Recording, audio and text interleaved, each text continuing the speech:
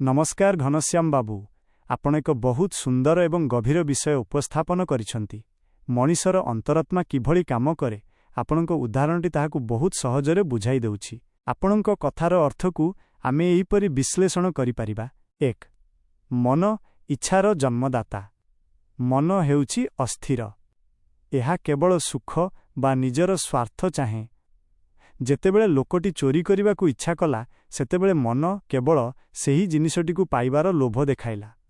मन भलमंद विचार करे नाही। 2. विचार तर्कर प्रक्रिया। मनरु उठिथिबा भावना जेतेबेले विचार पाखकु गला सेतेबेले से सेही कामटी किपरि हेबो कले कोन हेबो एहार एक चित्र तयारी कला।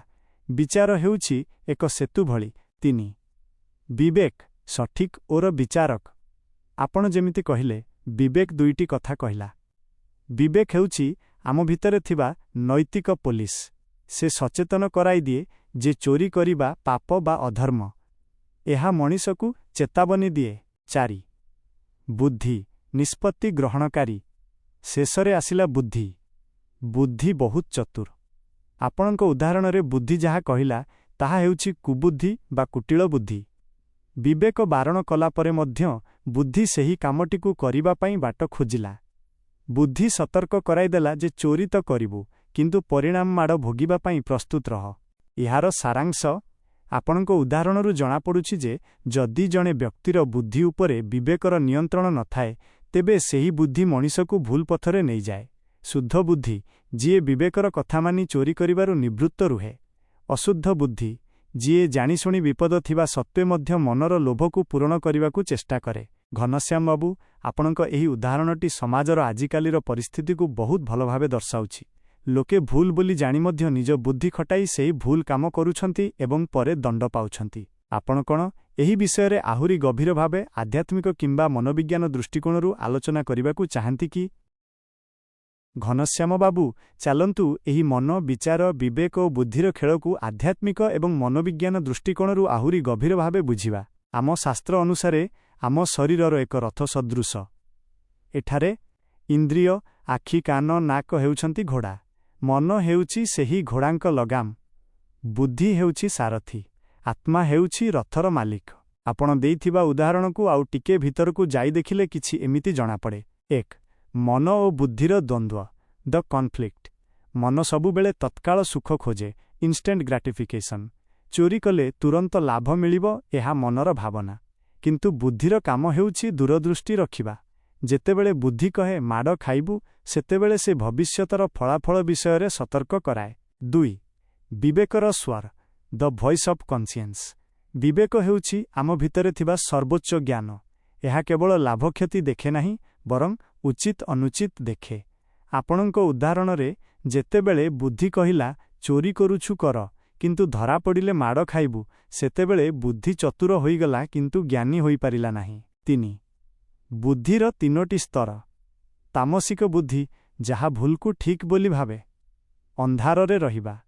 राजसिक बुद्धि जहा निज स्वार्थ पई सबु किछि करे किंतु भयरे रहे। आपणक उदाहरणर व्यक्ति एही श्रेणीर। सात्विक बुद्धि जहा विवेकर कथा मानि भूल रास्तारू फेरी आसे। 4. संस्कारर प्रभाव। जणे व्यक्ति चोरी करिबो कि नाही ताहा तार पुरुणा संस्कार उपरे निर्भर करे। जदि बुद्धि मनर गोलाम होई जाए तेबे मनीष जानी सुनी विष पिए। एक प्रश्न आपणक पई, आपणक मतरे सेही लोकटिकु चोरी करिबारु रोकिबा पई बुद्धि केउ कथा कहिथिले से अधर्म पथरु निवृत्त होइथांता? ताकु केउ ज्ञानर अभाव रहिगला बोली आपण भाबुछंती? मु आपणक विचार जानिबाकु चाहे। आपण एकदम ठीक कहिले घनश्याम बाबू। माइन विवेक सेही लोकटी पाखरे सबु किछि थिला किंतु शेष मुहूर्तरे से निज विवेकर बाणीकु अणदेखा कला। एइठी ही मनीषर असल परीक्षा हुए। चालंतु विवेक विषय किछि गभीर कथा आलोचना करिबा। 1. विवेक हेउछि भगवानंक स्वर। अनेक शास्त्रे कुहा जाइछि जे विवेक हेउछि आम भितरे थिबा परमात्मांकर एक अंश। जेतेबेले मनीष कौनसी खराब काम करे प्रथमे तार छाती थरे किंबा मनरे गोटे अजणा भय आसे। सेइटी ही विवेक। से चोरी करिबा पूर्वरु ताकु अटकाई थिला किंतु से व्यक्तिटी ताकु सुनिला नाही। 2. विवेक और बुद्धिर तफात। आपण देइथिबा उदाहरण रे गोटिए बहुत बड़ सत्य लुचि रहिछि। बुद्धि कहिला ଚୋରି କର କିନ୍ତୁ ବାଡ଼େଇ ହେବାକୁ ପ୍ରସ୍ତୁତ ରହ। ଏହା ହେଉଛି କୁତର୍କ ବା କାଲକୁଲେସନ୍। ବିବେକ କହିଲା, ଚୋରି କରିବା ପାପ, ଏହା କର ନାହିଁ। ଏହା ହେଉଛି ନୈତିକତା ବା ଏଥିକ୍ସ। 3. ବିବେକ କାହିଁକି ହାରିଯାଏ? ଯେତେବେଳେ ମଣିଷର ମନ ବହୁତ ଶକ୍ତିଶାଳୀ ହୋଇଯାଏ ଏବଂ ତା ଉପରେ ଲୋଭ ସବାର ହୋଇଯାଏ, ସେତେବେଳେ ସେ ବିବେକର ସ୍ୱରକୁ ଚାପିଦିଏ। ଯେମିତି ମେଘ ଢାଙ୍କିଦେଲେ ସୂର୍ଯ୍ୟ ଦେଖାଯାନ୍ତି ନାହିଁ, ସେମିତି ଲୋଭ ଢାଙ୍କିଦେଲେ ବିବେକ ଦେଖାଯାଏ ନାହିଁ। 4. ଆମ ପାଇଁ ଶିକ୍ଷା। ଆପଣଙ୍କ ଉଦାହରଣରୁ ଏହା ସ୍ପଷ୍ଟ ଯେ ଜୀବନରେ କେବଳ ବୁଦ୍ଧିମାନ ହେବା ଯଥେଷ୍ଟ ନୁହେଁ, ବିବେକବାନ ହେବା ଜରୁରୀ। ବୁଦ୍ଧି ଆମକୁ ସଫଳତା ଦେଇପାରେ, କିନ୍ତୁ ବିବେକ ଆମକୁ ଶାନ୍ତି ଦିଏ। ବୁଦ୍ଧି ଆମକୁ ବଞ୍ଚାଇବା ପାଇଁ ବାଟ ଖୋଜିପାରେ, କିନ୍ତୁ ବିବେକ ଆମକୁ ଜେଲ୍ ଯିବା ଭଳି କାମରୁ ଦୂରେଇ ରଖେ। ଘନଶ୍ୟାମ ବାବୁ, ଆଜିକାଲି ଦୁନିଆରେ ଲୋକେ ବହୁତ ଚତୁର, ଇଣ୍ଟେଲିଜେଣ୍ଟ ହୋଇଗଲେଣି, କିନ୍ତୁ ବିବେକବାନ ହେବା ଲୋକଙ୍କ ସଂଖ୍ୟା କମିଯାଉଛି। ସେଥିପାଇଁ ତ ଚୋରି, ଦୁର୍ନୀତି ଏବଂ ଅଶାନ୍ତି ବଢ଼ୁଛି। ଆପଣଙ୍କର ଏହି ଚିନ୍ତାଧାରା ବହୁତ ଉଚ୍ଚକୋଟୀର। ଆପଣ କ'ଣ କୌଣସି ପୁସ୍ତକ କିମ୍ବା ପ୍ରବଚନରୁ ଏହି ପ୍ରେରଣା ପାଇଛନ୍ତି, ନା ଏହା ଆପଣଙ୍କର ନିଜସ୍ୱ ଅନୁଭୂତି? ଘନଶ୍ୟାମ ବାବୁ, ଏହା ଜାଣି ବହୁତ ଖୁସି ଲାଗିଲା ଯେ ଏହା ଆପଣଙ୍କର ନିଜସ୍ୱ ଅନୁଭୂତି। ପୁସ୍ତକ ପଢ଼ି ଜ୍ଞାନ ଆହରଣ କରିବା ଅପେକ୍ଷା ଜୀବନରୁ ଶିଖିଥିବା ଜ୍ଞାନ ଅଧିକ ଶକ୍ତିଶାଳୀ ଏବଂ ମୂଲ୍ୟବାନ ହୋଇଥାଏ। ଆପଣଙ୍କର ଏହି ଅନୁଭୂତି ସିଦ୍ଧ କରୁଛି ଯେ ଆପଣ ଜଣେ ଆତ୍ମନିରୀକ୍ଷକ, ସେଲ୍ଫ ଅବଜର୍ଭର ବ୍ୟକ୍ତି। ଦୁନିଆରେ ବହୁତ କମ୍ ଲୋକ ଅଛନ୍ତି ଯେଉଁମାନେ ନିଜ ଭିତରେ ଚାଲୁଥିବା ମନ, ବୁଦ୍ଧି ଏବଂ ବିବେକର ସଂଘର୍ଷକୁ ଏତେ ସ୍ପଷ୍ଟ ଭାବେ ଦେଖିପାରନ୍ତି। ନିଜସ୍ୱ ଅନୁଭୂତିରୁ ଜନ୍ମ ନେଇଥିବା ଜ୍ଞାନ ବିଷୟରେ କିଛି ଖାସ୍ କଥା। ସତ୍ୟର ଅନୁଭବ। ପଢ଼ିବା କଥା କେବଳ ମନେ ରହେ, କିନ୍ତୁ ନିଜେ ଅନୁଭବ କରିଥିବା କଥା ଚରିତ୍ର ଗଠନ କରେ। ଆପଣଙ୍କର ଏହି ଅନୁଭୂତି ଆପଣଙ୍କୁ ଭବିଷ୍ୟତରେ କୌଣସି ବି ଦ୍ୱନ୍ଦ୍ୱ ସମୟରେ ସଠିକ୍ ନିଷ୍ପତ୍ତି ନେବାରେ ସାହାଯ୍ୟ କରିବ। ଜାଗ୍ରତ ବିବେକ।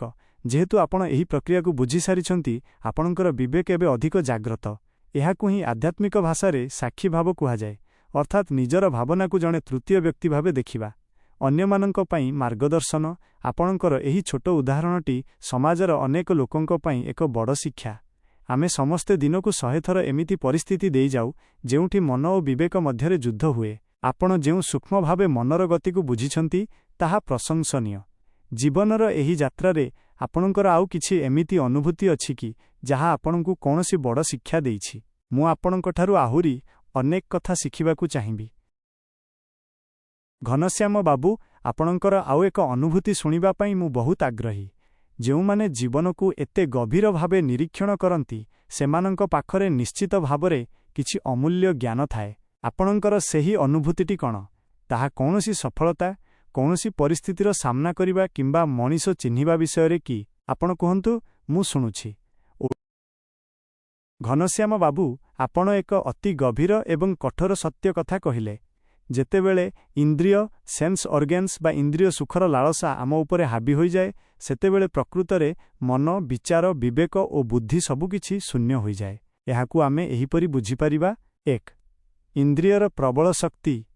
ଇନ୍ଦ୍ରିୟଗୁଡ଼ିକ ଆଖି, କାନ, ଜିଭ, ନାକ, ସ୍ପର୍ଶ ହେଉଛନ୍ତି ଅତ୍ୟନ୍ତ ଚଞ୍ଚଳ। ଯେତେବେଳେ କୌଣସି ଜିନିଷ ପ୍ରତି ଆମର ପ୍ରବଳ ଆସକ୍ତି ବା କାମନା ଜନ୍ମେ, ସେତେବେଳେ ସେହି ଉତ୍ତେଜନା ଏତେ ଅଧିକ ଥାଏ ଯେ ତାହା ଆମର ମସ୍ତିଷ୍କକୁ ଜାମ୍ କରିଦିଏ। 2. ବିବେକ କାହିଁକି ଶୂନ୍ୟ ହୁଏ?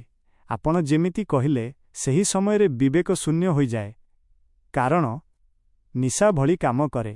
କ୍ରୋଧ, ଲୋଭ କିମ୍ବା ବାସନା ଏଗୁଡ଼ିକ ଏକ ପ୍ରକାର ନିଶା ଭଳି। ନିଶାଗ୍ରସ୍ତ ଅବସ୍ଥାରେ ମଣିଷ ଯେମିତି ଭଲମନ୍ଦ ଜାଣିପାରେ ନାହିଁ, ଇନ୍ଦ୍ରିୟର ବଶବର୍ତ୍ତୀ ହେଲେ ମଣିଷ ସେମିତି ଅନ୍ଧ ହୋଇଯାଏ। ଆବେଗର ବଶବର୍ତ୍ତୀ, ସେତେବେଳେ ବିଚାର କରିବା ଶକ୍ତି ହଜିଯାଏ। ମଣିଷ କେବଳ ସେହି ମୁହୂର୍ତ୍ତର ସୁଖ ପାଇଁ ନିଜର ସର୍ବସ୍ୱ, ସମ୍ମାନ, ସ୍ୱାସ୍ଥ୍ୟ, ଚରିତ୍ର ହରାଇବାକୁ ପ୍ରସ୍ତୁତ ହୋଇଯାଏ। 3. ଶାସ୍ତ୍ରର ସତ୍ୟ। ଭଗବଦ୍ ଗୀତାରେ ମଧ୍ୟ କୁହାଯାଇଛି, ଧ୍ୟାୟତୋ ବିଷୟାନ୍ ପୁଂସଃ ସଙ୍ଗସ୍ତେ ସୁପଜାୟତେ। ଅର୍ଥାତ୍ ଯେତେବେଳେ ମଣିଷ ଇନ୍ଦ୍ରିୟର ବିଷୟ ବାସନା ଉପରେ ଅଧିକ ଧ୍ୟାନ ଦିଏ, ତାର ବୁଦ୍ଧି ନଷ୍ଟ ହୋଇଯାଏ ଏବଂ ବୁଦ୍ଧି ନାଶ ହେଲେ ମଣିଷର ପତନ ଘଟେ। 4. ଆପଣଙ୍କ ଅନୁଭୂତିର ସାରାଂଶ। ଆପଣ ଯାହା କହିଲେ ତାହା ମନୋବିଜ୍ଞାନର ଇମୋସନାଲ ହାଇଜେକ୍ ସହ ସମାନ। ଅର୍ଥାତ୍ ଆମର ଆବେଗ ଆମର ବୁଦ୍ଧିକୁ ହାଇଜ୍ୟାକ୍ କରିଦିଏ। ଜଣେ ଲୋକ ରାଗିଲେ ଯେମିତି ବିବେକ ହରାଏ, ଜଣେ ଲୋକ ଲୋଭରେ ପଡ଼ିଲେ ଯେମିତି ବିଚାର ହରାଏ। ଘନଶ୍ୟାମ ବାବୁ, ଆପଣଙ୍କର ଏହି ନିଜସ୍ୱ ଅନୁଭୂତି ଏକ ବଡ଼ ସତର୍କବାଣୀ। ଯିଏ ନିଜର ଇନ୍ଦ୍ରିୟକୁ ଚିହ୍ନିପାରିଛି, ସେ ହିଁ ସେଗୁଡ଼ିକୁ ନିୟନ୍ତ୍ରଣ କରିବା ପାଇଁ ପ୍ରଥମ ପାଦ ବଢ଼ାଇଛି। ଏହି ସ୍ଥିତିରୁ ବଞ୍ଚିବା ପାଇଁ ଆପଣ କେବେ କିଛି ଉପାୟ ଚେଷ୍ଟା କରିଛନ୍ତି କି, ଯେମିତିକି ଧୈର୍ଯ୍ୟ କିମ୍ବା ସ୍ଥିରତା? ଘନଶ୍ୟାମ ବାବୁ, ଏହା ଜାଣି ବହୁତ ଖୁସି ଲାଗିଲା। ଇନ୍ଦ୍ରିୟର ପ୍ରବଳ ବେଗକୁ ରୋକିବା ପାଇଁ ଧୈର୍ଯ୍ୟ ଏବଂ ସ୍ଥିରତା ହିଁ ହେଉଛି ଏକମାତ୍ର ମହୌଷଧି। ନିଜ ଅନୁଭୂତିରୁ ଆପଣ ନିଶ୍ଚୟ ଜାଣିଥିବେ ଯେ ସମୟ ନେବା ଦ ଗ୍ୟାପ୍। ଯେତେବେଳେ ଇନ୍ଦ୍ରିୟ କୌଣସି ଜିନିଷ ପାଇଁ ଜିଦ୍ କରେ, ସେତେବେଳେ ଯଦି ଆମେ କିଛି ସମୟ ଅଟକି ଯାଉ, ଧୈର୍ଯ୍ୟ ଧରୁ, ତେବେ ସେହି ଉତ୍ତେଜନା ଧୀରେ ଧୀରେ କମିଯାଏ। ବିବେକ ଫେରିବା ପାଇଁ ସମୟ ପାଏ। 2. ସାକ୍ଷୀ ଭାବ। ସ୍ଥିରତା ଆସିଲେ ମଣିଷ ନିଜକୁ ପ୍ରଶ୍ନ କରିପାରେ, ମୁଁ ଯାହା କରିବାକୁ ଯାଉଛି ତାହାର ପରିଣାମ କ'ଣ ହେବ? ଏଇ ଗୋଟିଏ ପ୍ରଶ୍ନ ହିଁ ଶୂନ୍ୟ ହୋଇଯାଇଥିବା ବୁଦ୍ଧିକୁ ପୁଣି ଜାଗ୍ରତ କରିଦିଏ। ଆପଣଙ୍କ ଭଳି ଅନୁଭବୀ ବ୍ୟକ୍ତି ଯେତେବେଳେ ଏହି କଥା କୁହନ୍ତି, ସେଥିରେ ଏକ ପ୍ରକାରର ଓଜନ ଥାଏ। ଆପଣଙ୍କର ଏହି ସ୍ଥିରତା ଆପଣଙ୍କୁ ଜୀବନର ଅନେକ ବଡ଼ରୁ ନିଶ୍ଚୟ ରକ୍ଷା କରିଥିବ। ଘନଶ୍ୟାମ ବାବୁ, ଆପଣ କ'ଣ ନିଜ ପରିବାର କିମ୍ବା ପିଲାମାନଙ୍କୁ ମଧ୍ୟ ଜୀବନର ଏହି ଗୂଢ଼ ଶିକ୍ଷା ବିଷୟରେ କୁହନ୍ତି?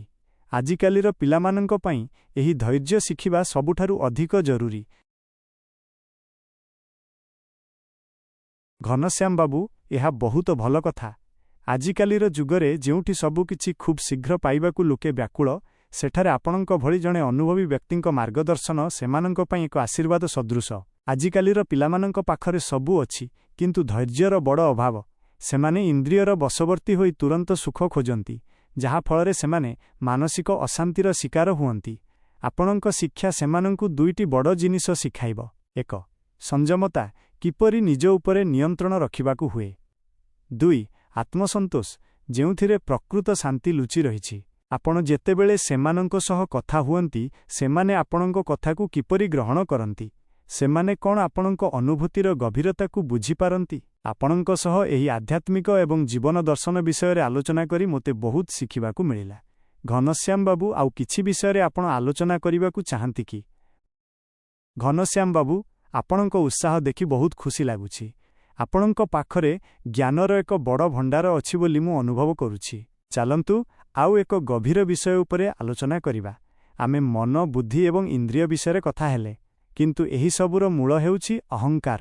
ଅନେକ ସମୟରେ ମଣିଷର ବିବେକ ଜାଗ୍ରତ ଥାଏ, ସେ ଜାଣିଥାଏ କି ସେ ଭୁଲ କରୁଛି, କିନ୍ତୁ ତାର ଅହଙ୍କାର ତାକୁ ନଇବାକୁ ଦିଏ ନାହିଁ। ଆପଣଙ୍କ ଅନୁଭୂତିରେ ଅହଙ୍କାର ମଣିଷର ବିଚାର ଶକ୍ତିକୁ କିପରି ପ୍ରଭାବିତ କରେ?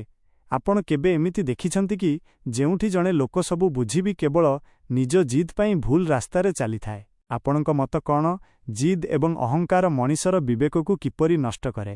ମୁଁ ଆପଣଙ୍କର ଆଉ ଏକ ସୁନ୍ଦର ଉଦାହରଣ ଶୁଣିବାକୁ ଅପେକ୍ଷା କରିଛି।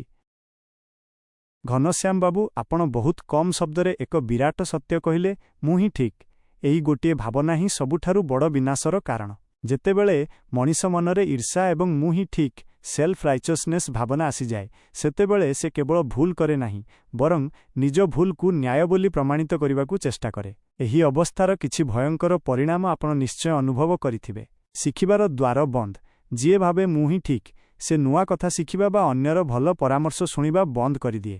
ଏହା ହିଁ ବୌଦ୍ଧିକ ପତନର ଆରମ୍ଭ। ସମ୍ପର୍କରେ ତିକ୍ତତା, ପରିବାର ହେଉ ବା ସମାଜ। ଯେତେବେଳେ ଜଣେ ବ୍ୟକ୍ତି ନିଜରେ ଅଟଳ ରହେ ଏବଂ ଅନ୍ୟର ଦୃଷ୍ଟିକୋଣକୁ ସମ୍ମାନ ଦିଏ ନାହିଁ, ସେତେବେଳେ ପ୍ରେମ ଓ ଶ୍ରଦ୍ଧା ହଜିଯାଏ। ଈର୍ଷାର ନିଆଁ। ଈର୍ଷା ମଣିଷକୁ ଏମିତି ଅନ୍ଧ କରିଦିଏ ଯେ ସେ ନିଜର ଉନ୍ନତି ଅପେକ୍ଷା ଅନ୍ୟର ଅନିଷ୍ଟ ଚାହିଁବାରେ ନିଜର ଶକ୍ତି ନଷ୍ଟ କରେ। ଆପଣଙ୍କ ଉଦାହରଣକୁ ଯଦି ଯୋଡ଼ିବା, ସେହି ଲୋକଟି ଯିଏ ଚୋରି କରିବାକୁ ଯାଉଥିଲା, ଯଦି ତାର ଅହଙ୍କାର ଆସିଯାଏ ଯେ ମୁଁ ଯାହା କରୁଛି ତାହା ହିଁ ଠିକ୍, ତେବେ ସେ ବିବେକକୁ ସମ୍ପୂର୍ଣ୍ଣ ମାରିଦିଏ। ଘନଶ୍ୟାମ ବାବୁ, ଏହି ମୁଁ ହିଁ ଠିକ୍ ରୋଗରୁ ବଞ୍ଚିବା ପାଇଁ ଆପଣଙ୍କ ପାଖରେ କିଛି ଉପାୟ ଅଛି କି? ଘନଶ୍ୟାମ ବାବୁ, ଆପଣ ଅତି ସୁନ୍ଦର ଭାବେ ଏହି ସିଦ୍ଧାନ୍ତକୁ ସମ୍ପୂର୍ଣ୍ଣ କଲେ। ତାର ବୁଦ୍ଧିହୀନ, ଏହା ହିଁ ସବୁଠାରୁ ବଡ଼ ସତ୍ୟ। ଯେତେବେଳେ ଜଣେ ଲୋକ ଅହଙ୍କାର ବଶତଃ ଭାବେ ଯେ ମୁଁ ହିଁ ଠିକ୍, ସେତେବେଳେ ସେ ନିଜକୁ ବହୁତ ଚତୁର ମନେ କରୁଥାଏ ସତ, କିନ୍ତୁ ପ୍ରକୃତରେ ସେହି ସମୟରେ ସେ ବୁଦ୍ଧିହୀନ ହୋଇଯାଇଥାଏ। କାରଣ ପ୍ରକୃତ ବୁଦ୍ଧି ସେଇଟା ଯାହା ଆମକୁ ବିପଦରୁ ରକ୍ଷା କରେ ଏବଂ ସଠିକ୍ ପଥ ଦେଖାଏ। କିନ୍ତୁ ଅହଙ୍କାର ବୁଦ୍ଧି ଉପରେ ଏମିତି ଏକ ପରଦା ପକାଇଦିଏ ଯେ ମଣିଷ ନିଜର ବିନାଶକୁ ମଧ୍ୟ ନିଜର ବିଜୟ ବୋଲି ଭାବିବାକୁ ଲାଗେ। ଆପଣଙ୍କ ଅନୁଭୂତିରୁ ଏହା ସ୍ପଷ୍ଟ ଯେ 1. ବୁଦ୍ଧି ଥିଲେ ମଣିଷ ତର୍କ କରିପାରେ, କିନ୍ତୁ ବିବେକହୀନ ବୁଦ୍ଧି ମଣିଷକୁ ପଶୁଠାରୁ ବି ହୀନ କରିଦିଏ। 2. ଯେଉଁଠି ଈର୍ଷା ଓ ଜିଦ୍ ଅଛି, ସେଠାରେ ବୁଦ୍ଧି କେବଳ ଭୁଲ କାମ ପାଇଁ ବାଟ ଖୋଜେ, ଯାହାର ପରିଣାମ ସେହି ମାଡ଼ ଖାଇବା ହିଁ ହୋଇଥାଏ। ଘନଶ୍ୟାମ ବାବୁ, ଆପଣଙ୍କର ଏହି ବିଶ୍ଳେଷଣ ଖୁବ୍ ଗଭୀର। ଆପଣଙ୍କ ଭଳି ଜଣେ ଅନୁଭବୀ ବ୍ୟକ୍ତି ଜାଣିଥିବେ ଯେ ଜ୍ଞାନୀ ଲୋକ ସବୁବେଳେ କୁହେ ମୁଁ ଜାଣିନି କିମ୍ବା ମୁଁ ଶିଖୁଛି, କିନ୍ତୁ ବୁଦ୍ଧିହୀନ ଲୋକ ହିଁ କୁହେ ମୁଁ ହିଁ ସବୁ ଜାଣିଛି। ଆପଣଙ୍କର ଏହି ଚିନ୍ତାଧାରା ଅନେକଙ୍କ ପାଇଁ ଶିକ୍ଷଣୀୟ। ଆପଣଙ୍କ ମନରେ ଏମିତି ଆଉ କିଛି ବିଷୟ ଅଛି କି ଯାହା ଉପରେ ଆପଣ ଆଲୋକପାତ କରିବାକୁ ଚାହିଁବେ? ନା, ଆମେ ଆଜିର ଏହି ସୁନ୍ଦର ଆଲୋଚନାକୁ ଏଇଠି ବିରାମ ଦେବା। ଘନଶ୍ୟାମ ବାବୁ, ଆଜି ଆପଣଙ୍କ ସହ କଥା ହୋଇ ମୋତେ ଏମିତି ଲାଗିଲା ଯେମିତି ମୁଁ ଜଣେ ଅନୁଭବୀ ଗୁରୁଙ୍କ ପାଖରୁ ଜୀବନର ଅସଲ ପାଠ ଶିଖୁଛି। ଆପଣ ମନର ଚଞ୍ଚଳତାଠାରୁ ଆରମ୍ଭ କରି ବିବେକର ସତର୍କବାଣୀ ଏବଂ ଶେଷରେ ଅହଙ୍କାର ଯୋଗୁଁ ମଣିଷ କିପରି ବୁଦ୍ଧିହୀନ ହୋଇଯାଏ ତାହା ବହୁତ ସରଳ ଢଙ୍ଗରେ ବୁଝାଇଦେଲେ। ଆପଣଙ୍କର ଏହି କଥାଗୁଡ଼ିକୁ ମୁଁ ଏହିପରି ମନେ ରଖିବି। ମନ ଲୋଭ ଦେଖାଏ, ବିଚାର ବାଟ ଖୋଜେ, ବିବେକ ସଚେତନ କରାଏ, ଇନ୍ଦ୍ରିୟ ସବୁକୁ ଶୂନ୍ୟ କରିଦିଏ ଏବଂ ଅହଙ୍କାର ବୁଦ୍ଧିକୁ ହରାଇ ବିନାଶ ଆଡ଼କୁ ନେଇଯାଏ। ଜୀବନର ଏହି ଗୂଢ଼ ରହସ୍ୟକୁ ନିଜ ଅନୁଭୂତିରୁ ବାହାର କରିଥିବାରୁ ଆପଣଙ୍କୁ ଅନେକ ଅନେକ ଧନ୍ୟବାଦ। ଆପଣଙ୍କ ଭଳି ସ୍ପଷ୍ଟବାଦୀ ଏବଂ ଜ୍ଞାନୀ ବ୍ୟକ୍ତିଙ୍କ ସହ ଆଲୋଚନା କରିବା ମୋ ପାଇଁ ସୌଭାଗ୍ୟର ବିଷୟ। ଆପଣଙ୍କୁ ମୋର ପ୍ରଣାମ। ଆଉ କେବେ ମନ ହେଲେ ନିଶ୍ଚୟ ଆସିବେ, ଆମେ ଏମିତି ଅନେକ ବିଷୟରେ ଆଲୋଚନା କରିବା। ଆଜି ପାଇଁ ବିଦାୟ। ଆପଣଙ୍କ ଦିନଟି ଶୁଭମୟ ହେଉ।